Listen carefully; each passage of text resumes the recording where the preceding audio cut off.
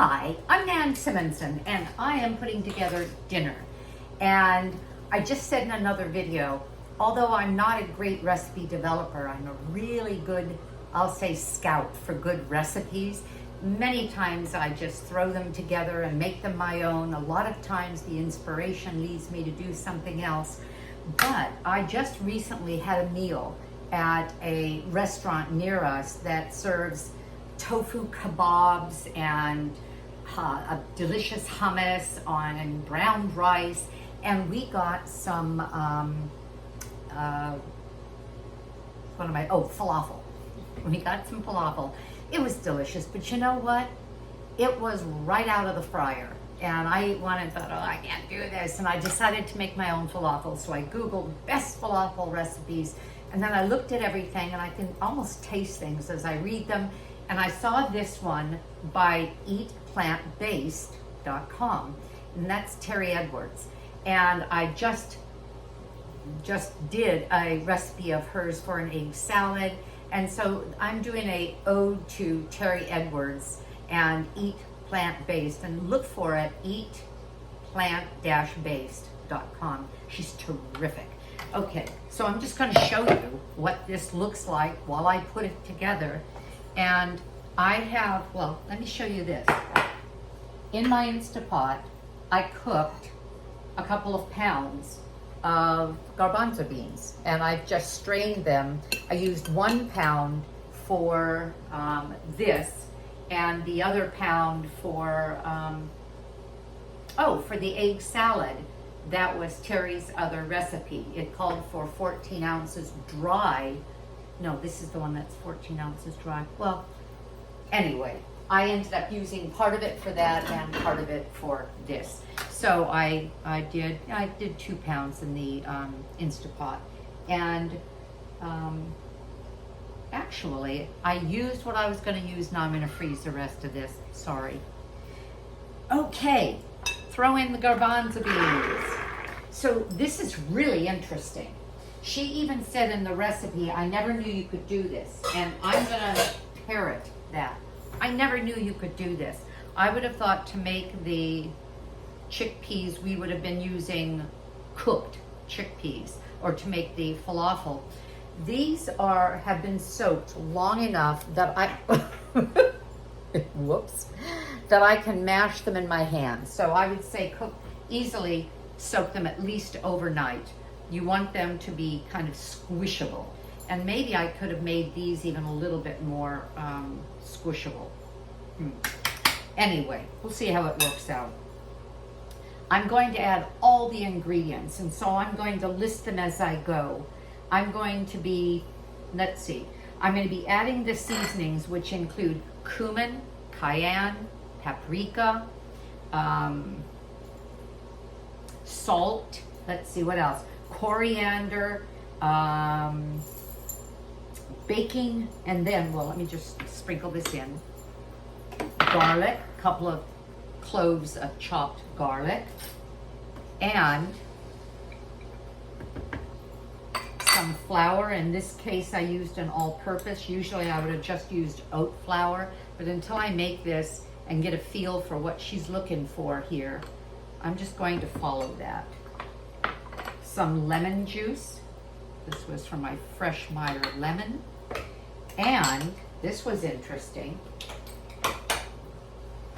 1/4 cup of toasted sesame seeds. Really interesting. What that does is that adds fat, it adds texture, it adds fiber. Not that we need it with this because we have plenty. And I'm going to grind it until it's well blended.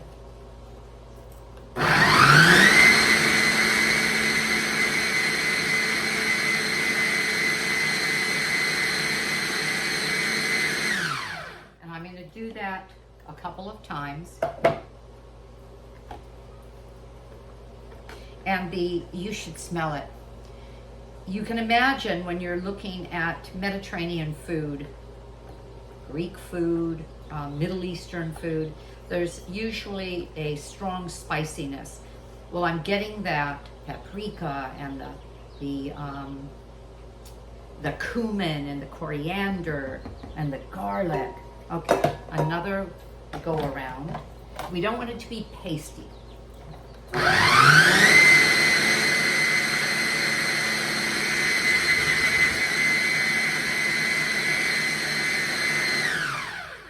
Stir it one more time. If you're wondering what I'm using, this is a Vitamix base, the Ascent, one of their Ascent series. There's 2 of their bases that have the ability for this food processor to adapt to it.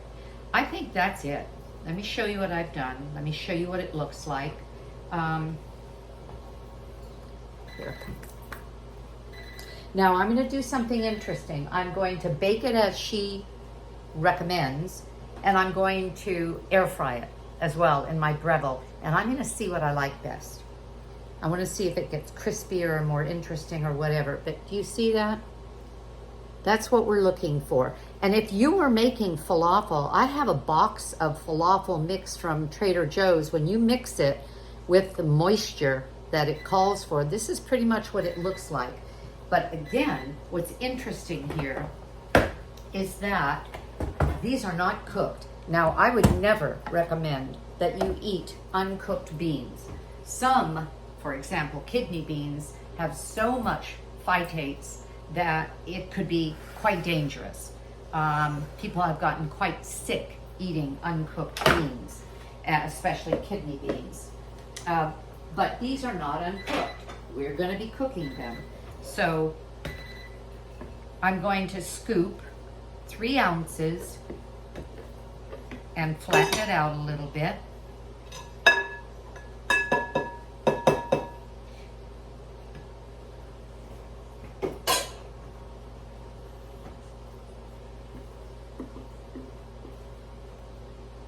And if there's anything that I learned that I would do differently, I'll put that in the recipe. I don't like it at all. I won't even play this video or post this video, but I don't think that's going to be the case. So I have my baking pan, and this makes 14 servings, and my air frying pan. I also have, you're gonna think, oh man, you're really taking this too far. Not really. She said do 3 ounces. I wanna know what 3 ounces is going to look like. So I have, love this scale, by the way. It's an old Weight Watchers scale. Yes, when I struggled with an eating disorder, couldn't get a handle on my binge eating, I must have done Weight Watchers, I don't know how many times, and Overeaters Anonymous, and this and that. Whole food plant-based took care of over 50 years of an eating disorder because it just balanced my system and made it easy to stick with whole foods that satisfied me and didn't make me feel like I couldn't eat because, gosh forbid, I'd gain weight. I just felt safe in these foods, nourishing me but not overfeeding me. Oh, well, that's interesting. This was a half a cup, and this is only 1 ounce. So these are, nah, I couldn't. She said 3 ounces per. This is way too big. So we're not doing it that way. Okay. That won't go in the recipe because that was 1.6 ounces, that big mound. And it must be because it's of the way it's ground. So we're just going to do, this is a half a cup ice cream scoop. And when we were at the restaurant, it was a Mediterranean restaurant, and the name of it is Kebab and Panini Grill. And I live in Riverside, California, Southern California. And the falafel were relatively small. Okay. So this is the one. These are really falling apart.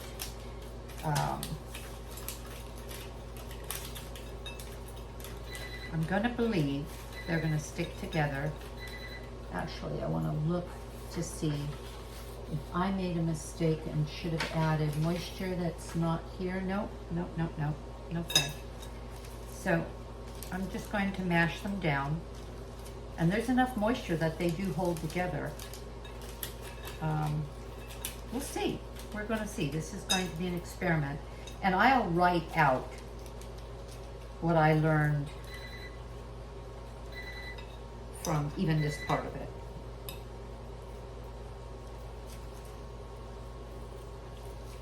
We'll sort of see my method.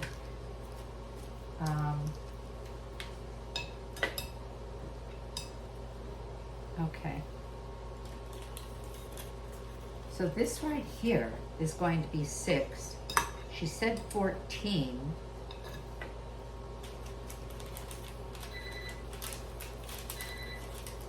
Okay. Are you watching this? Oh, okay. There. There, now you can see better. I'm sorry. Okay.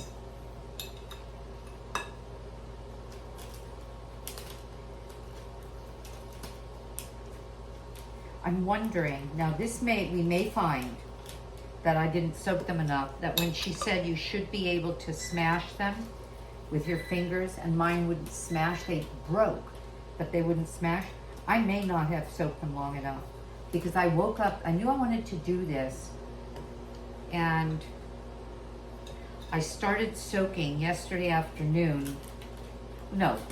morning, and then took them out of the soaking water for fear of soaking too long and drained them. I probably should have soaked overnight. I drained them and then just kept them in the refrigerator overnight.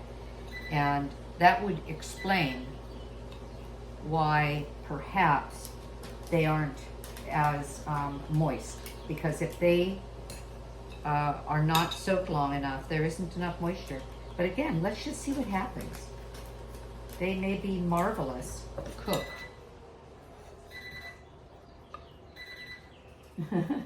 Gave up on me. All right. So these are the ones that are going to go in the air fryer. And that will cook less time than the ones that will go in the oven. And so I'm just going to do a few in the oven. And her instructions are 425 for, oh, I'm sorry. It's in your way. Okay. 425 for 15 to 20 minutes.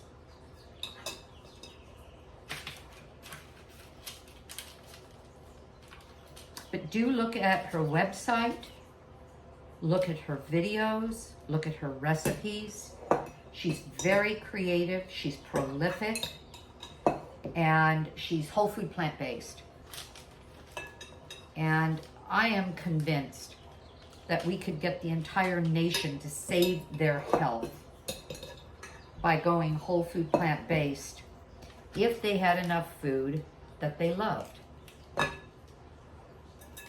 me bring over a couple of these to make 6. Okay. All right. So I'm going to put these in.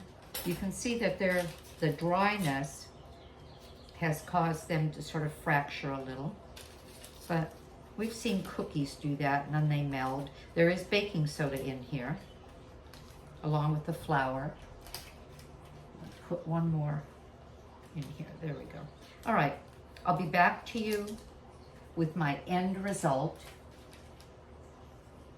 And I'm going to shoot a video on Tzatziki. Tzatziki is Mediterranean.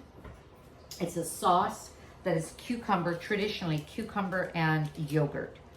The one that Terri has noted with her recipe is cucumber and lemon, and instead of yogurt,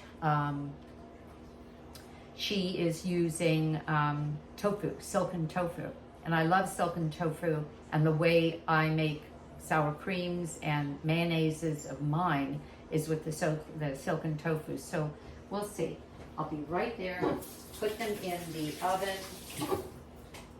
We'll get back to this just in time for dinner, and I'll see you in a bit. I am about to blend this again because with my first go, and yes, I'm just using the same blender, I didn't put in the parsley and cilantro, which is what might have given me concern because it didn't stick together well. So I'm doing an addition. let's see.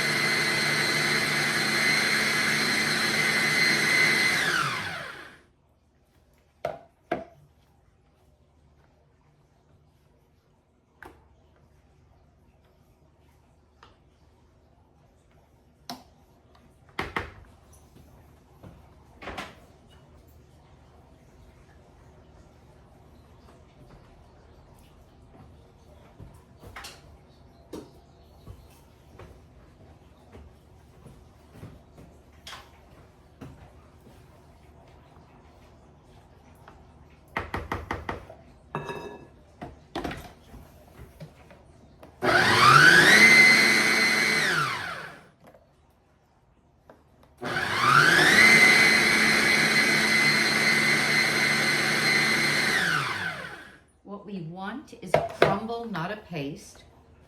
And if you saw me add something, that was a 1/4 cup of aquafaba from the beans that I had made, because I was still worried that this was too crumbly.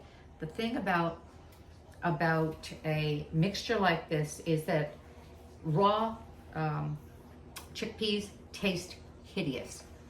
You can't taste it and establish, well, whether or not this is something that is working. I think we're looking, let's see.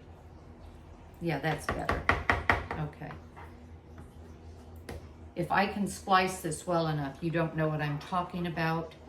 And what I'm talking about is that I put them on the pan. I actually measured them out, put them on the pan, and found that they were not sticking together. They were not adhering as a patty.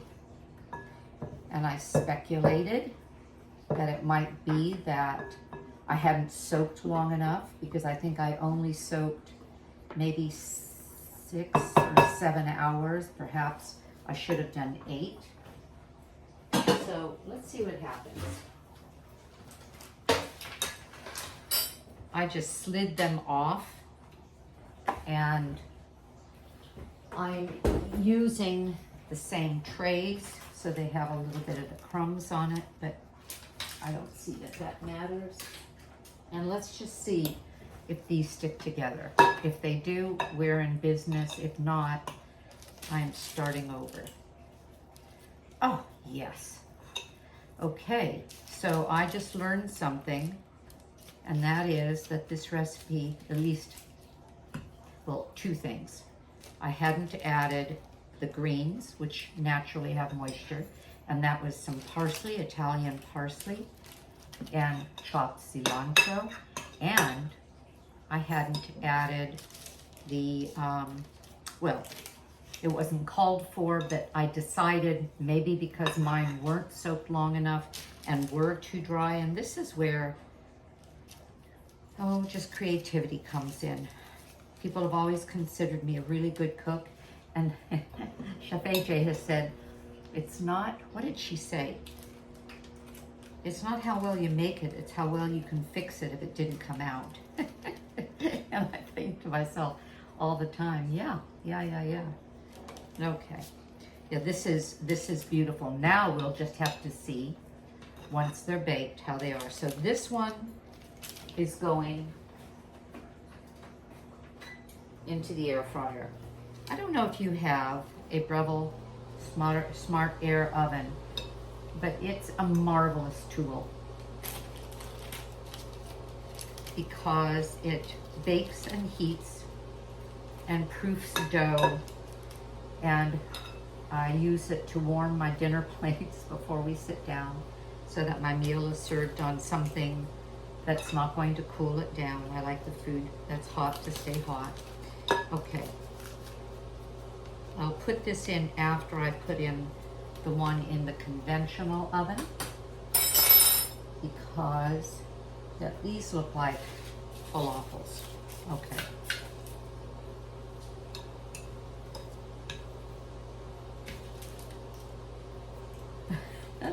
I wrote my husband and I said, I'm in the middle of making a good dinner but it's not going to be done when you get home, at the time he usually gets home, because I'm videoing it. So I'm sort of racing. That's why I didn't take the time to put in new parchment paper, but it doesn't matter. And you do want to use parchment paper. And if you've ever noticed the price of parchment paper, and you can use a sill pad as well. Sometimes the sill pads turn such an unattractive color that it's a little off-putting to me, but it is ecologically better, and it is silicone, and silicone's non-reactive with food, so that's a good thing. But if you use parchment paper, get it at Costco if you're a Costco member, or Sam's, or whatever one of those big clubs are, because it can be very pricey, and it's well priced there. You get 2 boxes and a lot of parchment paper for that amount. Okay, well, let's see how this turns out. I'll let you know any other amendments to it that I made. All right. Oh, I want to show off. See how pretty my oven is? Can you see that? It's a lapis enameled oven that has been here for, I don't know, 15 years or something, and it's still sparkly. It's because when you're plant-based, you're not cooking things that spatter all over the oven and turn everything nasty. So that's my story. Okay, so next I'm going to put together some tzatziki, because if you, and I'm doing bowls tonight, not sandwiches and not falafel. And I'm gonna have some asparagus, some roasted asparagus. I can throw those in along with that and roast them near the end. And we'll have some nice bowls. Okay, be back to you with the car. Let me look at something. Ooh, these are ready. I get to show you.